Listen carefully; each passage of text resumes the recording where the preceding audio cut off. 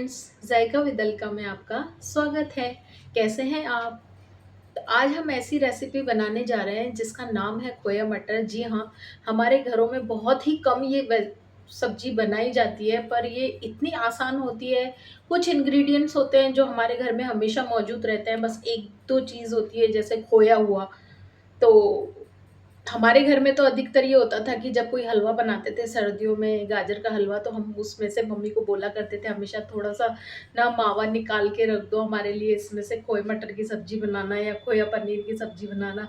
तो हमारे घर में अधिकतर ये जब सर्दियों में हलवा बनता था ना गाजर का, तो ये रेसिपी हम ज़रूर बनाते थे। साथ के साथ दूसरी तरफ ये सब्ज़ी बनती ज़रूर थी, क्योंकि ताज़े-ताज़े मावे का मज़ा ही कुछ और होता है। तो आपको सिर्फ़ मावा लेना पड़ेगा, और आजकल तो मावा आप घर पे भी बहुत आसानी से बना सकते हैं। किसी दिन मावा बनाने की रेसिपी भी हम आपके साथ शेयर करेंगे। तो चलिए शुरू करते हैं खोए मटर की बहुत ही ईज़ी रेसिपी, जो आप अपने घर पे आसानी से बना सकते हैं। खोया मटर बनाने के लिए यहाँ पे मैंने दही ली है, जो कि 1 कटोरी है, और 15 से 20 लहसुन की कलियाँ और 1 इंच का ऐसा छोटा टुकड़ा अदरक का लिया है। यहाँ पे मैंने 3 प्याज़ लिए हैं जो मीडियम साइज़ के हैं, और 2 टमाटर लिए। जी हाँ, यहाँ पे अगर आप दही का यूज़ नहीं ले रहे ना, तो टमाटर की क्वांटिटी 1 या 2 बढ़ा दीजिएगा। और साथ ही में हरी मिर्च ली है, और 100 ग्राम खोया लिया है, और मैंने यहाँ पे मटर लिए हैं जो कि मेरे घर के फ्रोज़न हैं। और सबसे ईज़ी तरीके से बनाएँगे और प्रोफ़ेशनल तरीका भी यही होता है। तो यहाँ पे सबसे पहले चॉपर में आपको प्याज़ को अच्छे से चॉप करना है। बारीक होना चाहिए, बट प्लीज़ ध्यान रखिएगा ग्राइंड मत कीजिएगा। इस तरीके से आप पहले प्याज़ को चॉप करके रखिए। अब सबसे ईज़ी तरीका, इस तरीके से 15 से 20 कलियाँ छोटी-छोटी थी लहसुन की, तो मैंने 5 से 6 थोड़ा एक्स्ट्रा ली है, क्योंकि देसी लहसुन थी, इसका स्वाद अच्छा होता है। और अदरक को अब भी मैंने साफ़ करके इस तरीके से काट के रख दिया है। और साथ ही में मैं यहाँ पे जो 2 टमाटर हैं और हरी मिर्च है, हरी मिर्ची में से प्लीज़ बीज निकाल दीजिएगा, क्योंकि वो हमें नहीं चाहिए, और उससे थोड़ा तीखापन भी आता है और सही भी नहीं रहते। तो यहाँ पे मैं हमेशा जब भी सब्ज़ी बनाती हूँ ना, तो बीजों को रिमूव कर देती हूँ। वो आपकी हेल्थ के लिए भी सही नहीं रहता है। तो इस तरीके से 3 से 4 हरी मिर्च, अब ये आप पे डिपेंड करता है आप कितना स्पाइसी खाते हो और मिर्च कितनी स्पाइसी। यहाँ पे ये मिर्च स्पाइसी इतनी नहीं थी, तो मैंने 4 डाल दी है, क्योंकि मैं रेड चिल्ली कम डालूँगी। और 2 टमाटर ही मैं यहाँ पे डाल रही हूँ, क्योंकि यहाँ पे मैं यूज़ ले रही हूँ दही का, जो कि लगभग 70 से 80 ग्राम है, और मैंने गाढ़ा दही लिया है। तो बस इस तरीके से टोमेटो की आइस को रिमूव कीजिए, और हरी मिर्ची के बीजों को निकाल के हरी मिर्ची को आप अच्छे से मिक्सी में डाल के बिल्कुल ग्राइंड कर दीजिए। अब जितने भी इंग्रेडिएंट थे, प्याज आपके चॉप हो गए, बाकी का जितना मटेरियल था वो आपने अच्छे से ग्राइंड कर लिया। ये देखिए, इस तरीके से बारीक आपको ना प्याज को ग्राइंड करना है। और यहाँ पे ये मसाला भी बिल्कुल रेडी है। तो अब ये रेसिपी बिल्कुल झटपट बनेगी। और यहाँ पे जो मटर हैं, इन्हें मैंने देखिए बॉईल नहीं किया है, ये कच्चे मटर ही हैं। बस मैंने फ्रोज़न बाहर इसको निकाल दिया था। आधे घंटे से ये बाहर पानी में पड़े, एक बार ठंडा पानी फेंक के नॉर्मल पानी मैंने डाल दिया था।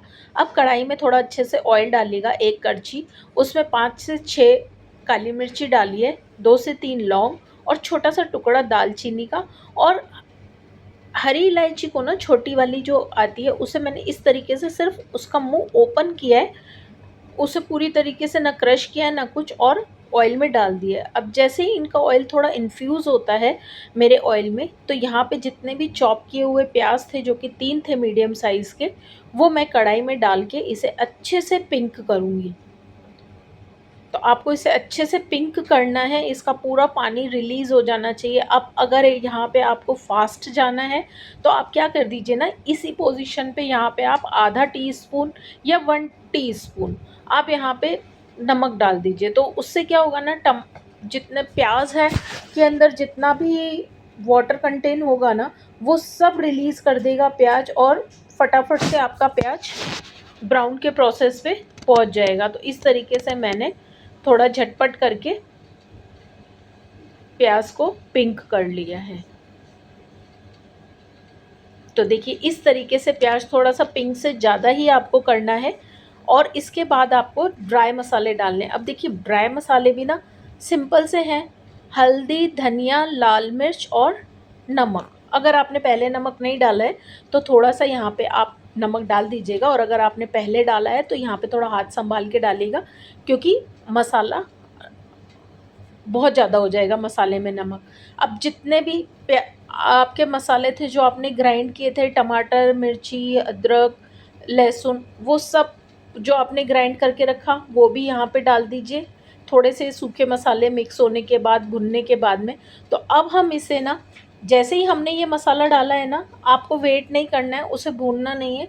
इसके साथ के साथ में ही ना आप अपने फ्रोज़न मटर यहाँ पे डाल दीजिए।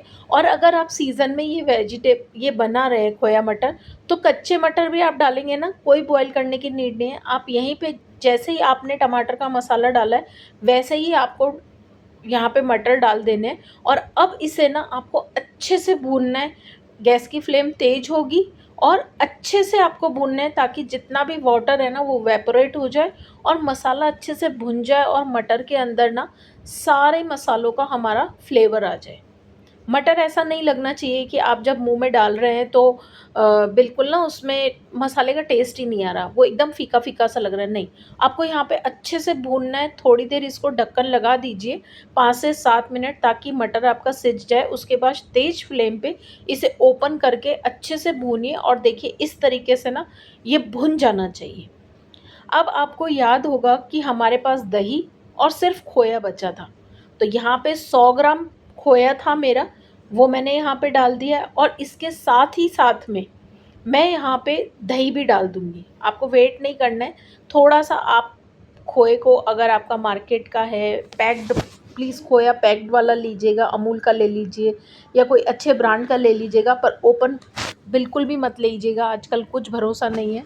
बहुत न्यूज़ चैनल्स पे भी आ रहा है। तो मैंने इस तरीके से दही, खोया को एक साथ डाल के इसे अब मैंने अगेन भूना है, क्योंकि खोया कच्चा और दही कच्चे का फ्लेवर नहीं होना चाहिए। आपको तेज़ फ्लेम पे इसे तब तक भूनना है जब तक कि ये ऑयल आपका ना सेपरेट नहीं होने लगे। आपको कढ़ाई के कॉर्नर-कॉर्नर में और मिड में ना ऑयल के बुलबुले दिखने लगेंगे। बस उसी स्टेज तक आपको इसको भूनना है। तो देखिए इस तरीके से मैं इसे भूनती चली गई हूँ, और हाँ, ध्यान रखना है कि कहीं कढ़ाई में नीचे लगे नहीं, क्योंकि अब खोया है, मिल्क प्रोडक्ट है, ये नीचे लगेगा। तो जैसे ही भुन गया, अब आप यहाँ पे 1 गिलास के तकरीबन पानी डाल दीजिए। छोटा 1 गिलास जो होता है, 250 ग्राम वाटर ml पानी आए जिसमें, वो डाल दीजिए। कोई दिक्कत वाली ग्रेवी आपकी बिल्कुल भी पतली नहीं होगी। बस उसके बाद एक उबाला आने के बाद में आप इस तरीके से धनिया डाल के पूरी सब्ज़ी को अच्छे से मिक्स कर दीजिए, और एकदम सिम गैस पे नीचे तवा रख के, अगर मेरी ये कढ़ाई ट्रिप्लाई वाली है तो इसमें लगता नहीं है। अगर आपके पास ट्रिप्लाई वाली कढ़ाई नहीं है ना, तो इस कंडीशन पे आप क्या कीजिए, नॉर्मल एल्युमिनियम की कढ़ाई के लिए आप गैस के ऊपर तवा रखिए, और जैसे ही तवा बहुत गर्म हो जाता है ना, तो गैस की फ्लेम एकदम स्लो करके इस तरीके से कढ़ाई रख के ढक्कन लगा के 5 से 7 मिनट के लिए आप छोड़ दीजिए। देखिए इस तरीके से ना थोड़ा-थोड़ा सा ऑयल आपको ऊपर से नज़र आएगा, जो कि अब सेपरेट होना शुरू हो गया है। तो यही निशानी होती है कि हमारी ग्रेवी ना अच्छे से बन गई है। तो बस अब आपको इसको ज़्यादा नहीं पकाना है, ना ही आपको इसको ना ज़्यादा पतला करना है। ये ग्रेवी थिक ही अच्छी लगती है। तो इसे एंजॉय कीजिए आप, पराठे के साथ, नान के साथ, मिस्सी रोटी के साथ भी ना ये बहुत अच्छी लगती है रेसिपी। तो देखिए इस तरीके से हमने इसे बनाया है, और कितना अच्छा कलर आया है इसका। देखा आपने, दही, लहसुन, प्याज, टमाटर सबके घरों में होता है। मटर भी हम आसानी से मिल जाते हैं, ऐसा नहीं है कि आजकल नहीं मिलते हैं, और काफ़ी फैमिलीज़ में तो फ्रोज़न भी करके रखा जाता है मटर को, तो घबराने की बात है ही नहीं। आज मैंने आपके सामने बिल्कुल रेस्टोरेंट स्टाइल, ढाबा स्टाइल किस तरीके से बनाई जाती है रेसिपी को, उसको आपके साथ शेयर किया है, और बहुत ही टेस्टी बन के ये रेसिपी आई है। मेरे घर में सबको बहुत पसंद आई है, हमेशा आती है। आशा करती हूँ आप जब बनाएँगे बिना किसी झिझक के बनाएँगे, जो बिगिनर हैं वो भी बिना किसी झिझक के छुट-मुट इंग्रीडिएंट के साथ भी इसे बहुत आसानी से बना सकते हैं। तो अगर आज आपको मेरी रेसिपी पसंद आई है तो जायका विद अलका यूट्यूब पे हमें सब्सक्राइब कीजिए, लाइक कीजिए, शेयर कीजिए, कमेंट कीजिए और फेसबुक फॉलोवर्स जो भी नॉन फॉलोवर्स हैं प्लीज़ हमें फॉलो कीजिए। हम जानवी बटियानी के नाम से फेसबुक पे हैं, जायका विद अलका के नाम से भी हैं। तो फिर मिलेंगे एक नई रेसिपी के साथ, तब तक बाय।